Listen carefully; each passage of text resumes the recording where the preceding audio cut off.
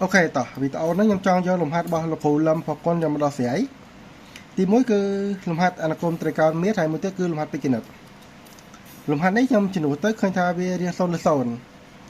ដើម្បីកណនីលំហាត់ដែលជាប់ស៊ីនកោបែបនេះយើងត្រូវស្គាល់រូបមន្តមួយទី1គឺអីគេ limit x ខិតទៅដល់0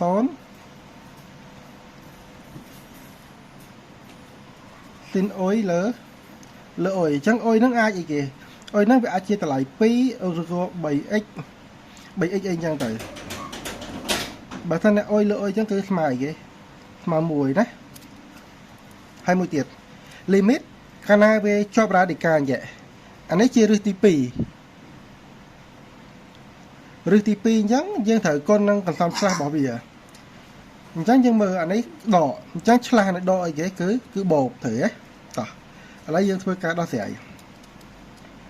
ចឹងមិនស្អីបានហ្មង limit x ខិតទៅដល់0ខាងលើខ្ញុំស្អីឡើងវិញ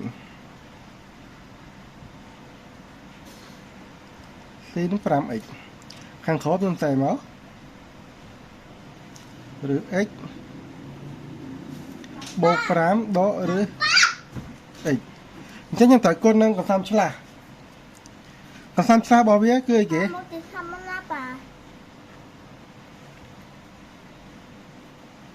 តែចាំប៉ាឆែក x បូក5បូកនឹងឬ5ត្រូវទេនេះអញ្ចឹងយ៉ាងនេះជាកន្សំឆ្លាស់នៅដកគឺបូកហើយកាលណាយើងគុណអញ្ចឹងកន្លែងនេះយើងត្រូវគុណណាភាគយកនិងភាគបាយយើងត្រូវដាក់ដូចគ្នាដើម្បីអីយើងសម្រួលមកបានដូចដើមអញ្ចឹងគុណឬ x បូក5បូកឬ5បែបនេះកាលណាយើងសម្រួលអានេះជាមួយនឹងអានេះមកគឺដូចដើមវិញត្រូវទេតោះយើងមើលតទៀតយើងមើលថាអានេះគិតតែអីគេជាតួអី a ដក b គុណនឹង a បូក b អញ្ចឹងយើងមានរូបមន្តរបស់យើងហ្នឹងទេ a ការ៉េដក b ការ៉េវាស្មើទៅណី a ដក b គុណនឹង a បូក b តោះយើងសេបានមិនទៀតខ្ញុំសេមក limit x ខិតទៅដល់0ស៊ីន 5x ខាងលើខ្ញុំសេឡើងវិញដដែលណា x បូក5បូកឬ5នេះអញ្ចឹងអានេះបានអីគេបានយេឬ x បូក5លើកជាការ៉េដកអីគេដកឬ x លើកជាការ៉េហាយើងមើលទៀតទៅទៀតមក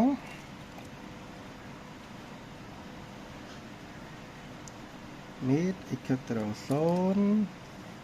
ទៅ11ស៊ីន 5x ឬ x បូក5បូកឬ5អញ្ចឹងអានេះវាបានអីគេវាបាន x បូក5ដកអី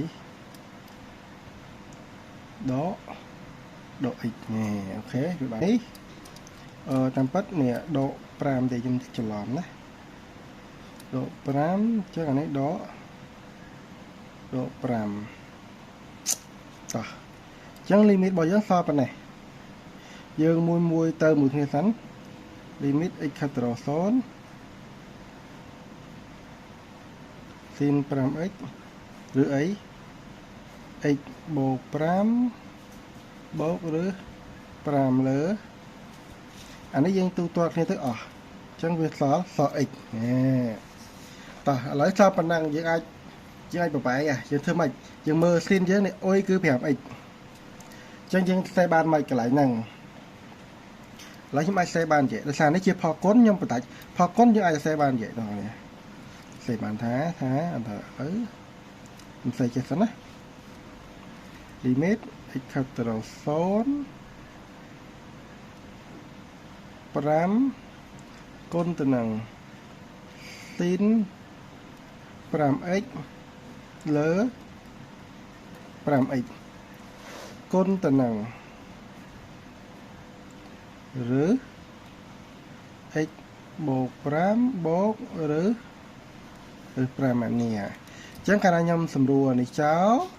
វាសល់ស៊ីន 5x លើ x អានេះគុណចុះគឺដូចគ្នាព្រោះប្រភាគភាគយកគុណភាគយកភាគបែកគុណភាគបែកណាអូខេអញ្ចឹងខ្ញុំអាចខ្ញុំបានថាម៉េចអញ្ចឹងខ្ញុំអាចវាស្មើមក 5យើងដើរមកដុំនេះជាតួអុយនេះអានេះអុយអានេះក៏អុយដែរអញ្ចឹងស៊ីនអុយលើអុយស្មើ1គុណទៅនឹងអានេះ0បូក 5 វាបានអីគេឬ 5 បូកឬ 5 អូខេអញ្ចឹងអ្នកនរគ្នាចិត្តមើលបានអីគេឬ 5 បូកឬ 5 វាបានអីនេះឬ 5 បូកឬ 5 វាចេញទៅជា2ឬ 5អញ្ចឹងវាស្មើទៅនឹង10ឬ 5ដូចនេះ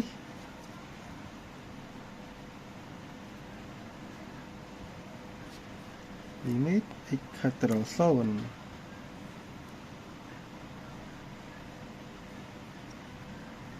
ស៊ីន 5x លើឬ x បូក 5 ដកឬ 5 ស្មើទៅនឹង